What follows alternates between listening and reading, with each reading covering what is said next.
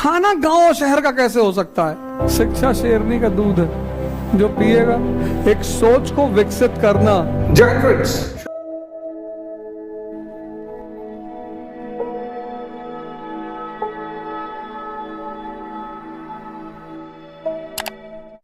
जब तुम ग्रेजुएशन में पढ़ते हो तो एक विषय को पढ़ते हो, सोशियोलॉजी,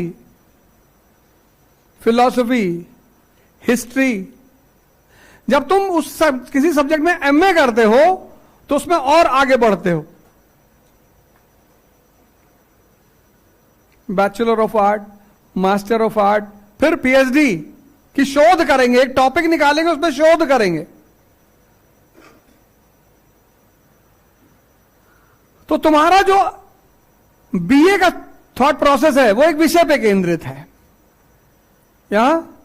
यहां इकोनॉमी, ज्योग्राफी, पॉलिटी, सोसाइटी सब एक दूसरे से जोड़कर पढ़ा जाता है।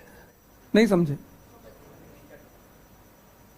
इंटरडिसिप्लिन, ये तीसरी बात है सिविल सेवा की प्रिपरेशन की, जिसको लोग मिस करते हैं। और ये डेवलप करना होता है। अब अभिनव सर इकोनॉमी पढ़ा के चले जाएंगे, मैं हिस्ट्री पढ़ा के चला जाऊंगा, शुक्ला सर तुमको ज्योग्राफी पढ़ा के चले जाएंगे। इसको कौन डेवलप करेगा? तुम। ये तुम्हारा होमवर्क है। महाराष्ट्र में औरतों की स्थिति यूपी, बिहार की तुलना में बहुत अच्छी है। ये सेग्रीगेट नहीं है, ये इंटरलिंक्ड है। अब कश्मीर में अगर तुम आइसक्रीम की फैक्ट्री लगाओ तो तुम गए। तो ज्योग्राफी किससे प्रभावित है? इकोनॉमी किससे प्रभावित है? ज्योग्राफी से। ज्योग्राफी इकोनॉमी मिलकर क्या बनेगा? कहानी। ये देखो, सबने पढ़ा शिवाजी शिवाजी शिवाजी शिवाजी। कोई क्लास में बता सकता है कि शिवाजी महान क्यों? बता दो, 25% फीस माफ करवा दूं। भारत का इतिहास 3 भागों में विभाजित है। एक उत्तर भारत, एक दक्कन, एक साउथ इंडिया। उत्तर भारत में जो भी बैठेगा उसको साउथ इंडिया आना ही आना है, क्योंकि साउथ इंडिया में क्या है? मसाला।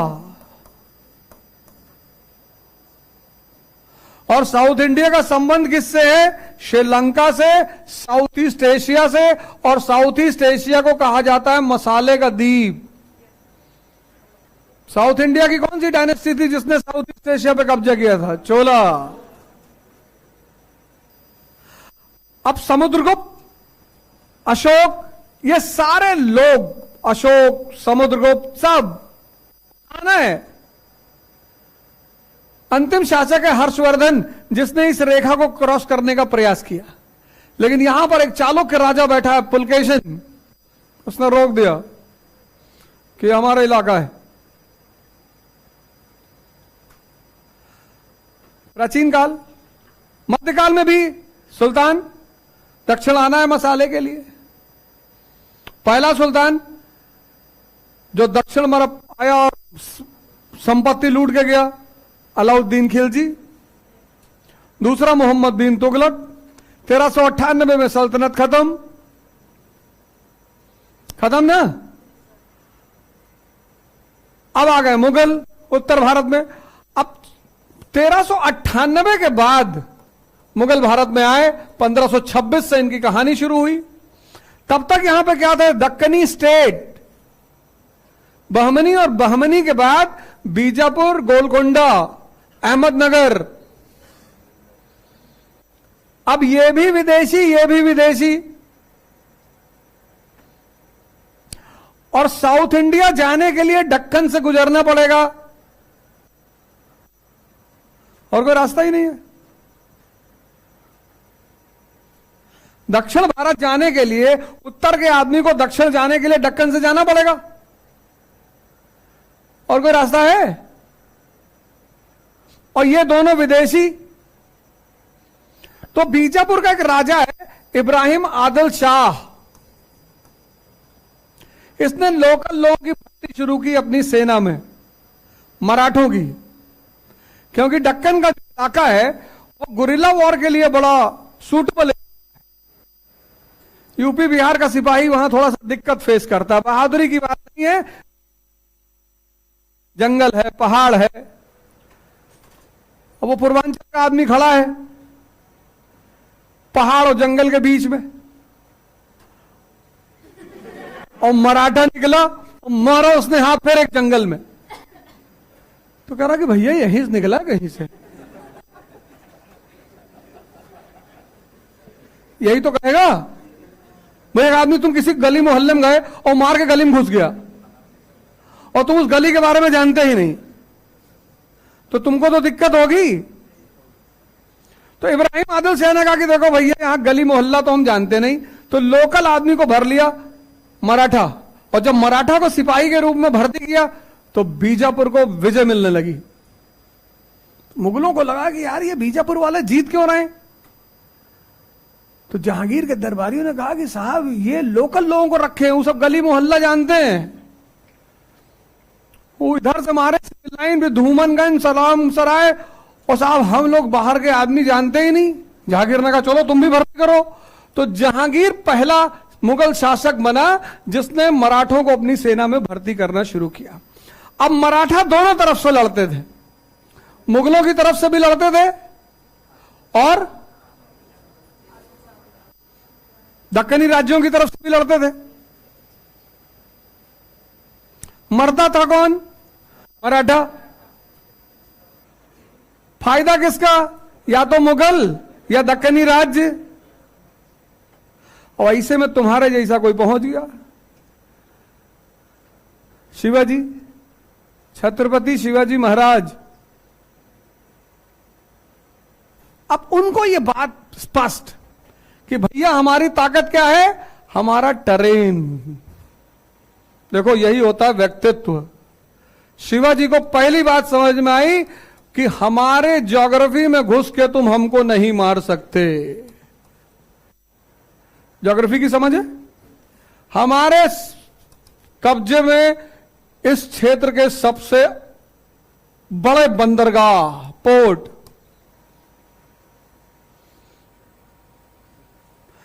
सबसे बड़ी चीज तोपखाना।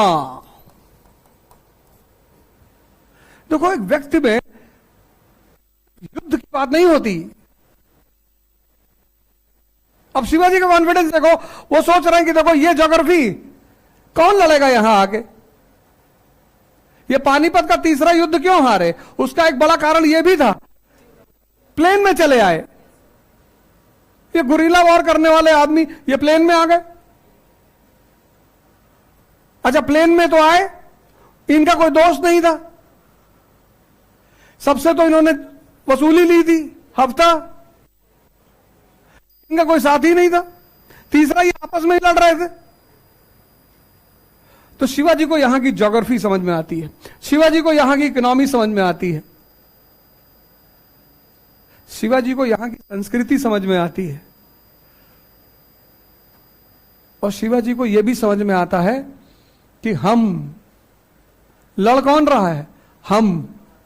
तब उन्होंने इन सारी चीजों के पृष्ठभूमि में कहा मराठा स्वराज, इंडिपेंडेंट मराठा स्वराज, अपना वजूद बनाएंगे।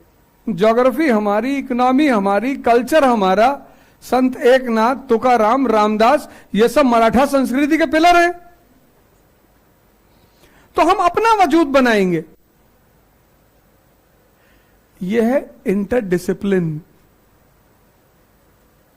तीसरी बात, पहली बात प्रिपरेशन, एक सोच को विकसित करना। कैसे?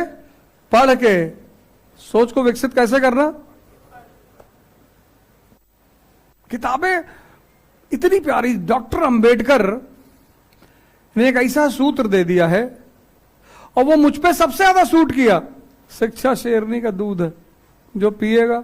और एक एग्जाम्पल वो और दूसरे एग्जाम्पल हम। आज जो भी लोग हमें जानते हैं शिक्षा की वजह से ही तो जानते हैं। ये जो इज्जत मान सम्मान है ये शिक्षा किताबों ने ही तो दिया है। और नशा हो गया मुझे किताबों का। अब मेरे लिए अगर कोई भगवान है तो किताब, पढ़ना नहीं है। अगर तुम सिर्फ पढ़े तो पुरोहित। अगर तुम पढ़कर उस पर एक सोच को विकसित किए, जो तुम आज एडवर्ट देखते हो ना बाहर, ये सब साइकोलॉजी की देन है। ये जो मैकडोनल्ड, डोमिनोज, ये सब हमारे जितने भी अच्छे अच्छे स्कूल्स हैं, ये हमारे बच्चों को संडे पिकनिक मनाने ले आते हैं।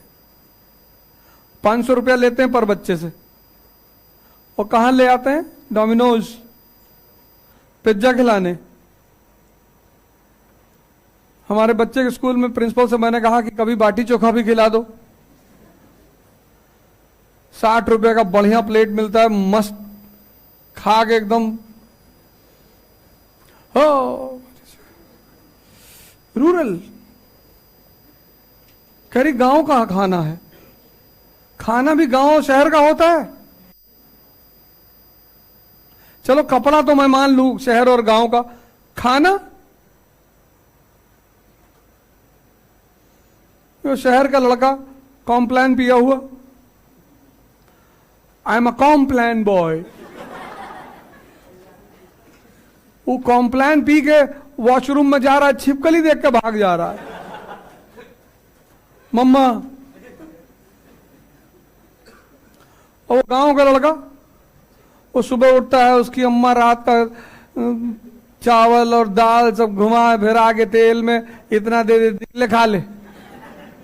और खा पी के निकला, साइकिल पे बैठा और रास्ते में देखा कि सांप क्रॉस कर रहा है सड़क पे, उतर के पकड़ के नचा रहा है इसे इसे।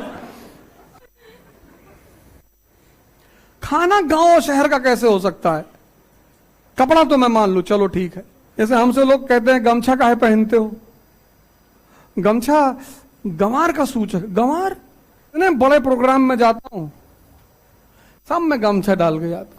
गमछा हमारी संस्कृति का हिस्सा है। हां, तुम कैबिनेट मीटिंग में नहीं पहन के जा सकते। और तुम आईएएस अफसर हो और कैबिनेट की मीटिंग हो रही है, उसमें तुम गमछा डाल के पहुंचे कि सलाम साहब, तो बहुत मारेंगे। वो प्रोटोकॉल है।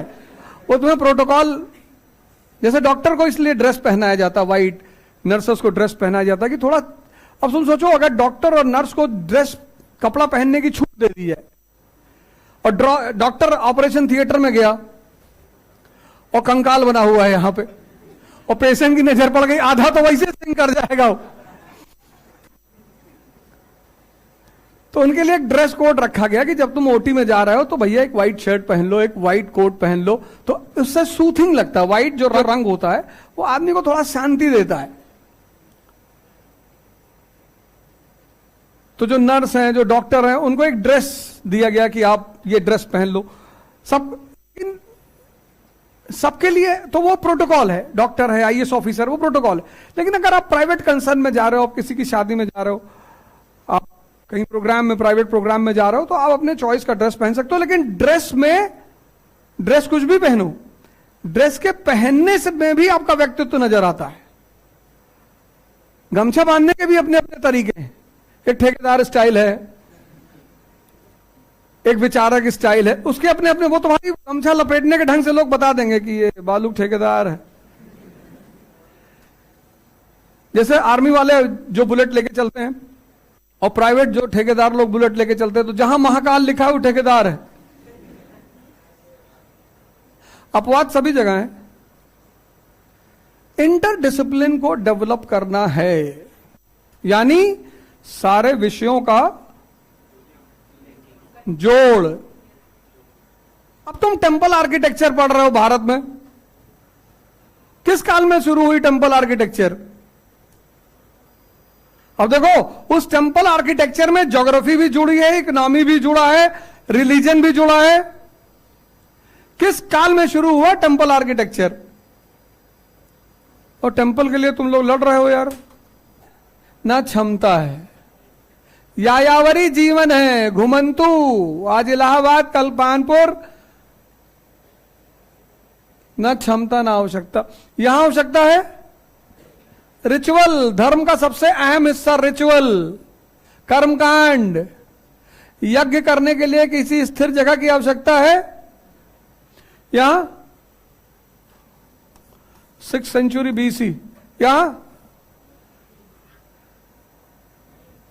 रिचुअल वाला धर्म, ब्राह्मण धर्म, और साथ में कौन सा पैदा हुआ? बुद्ध और जैन। तो यहां तुम देखोगे, यहां से कहानी शुरू हुई स्तूप की, विहार की, चैत्य की,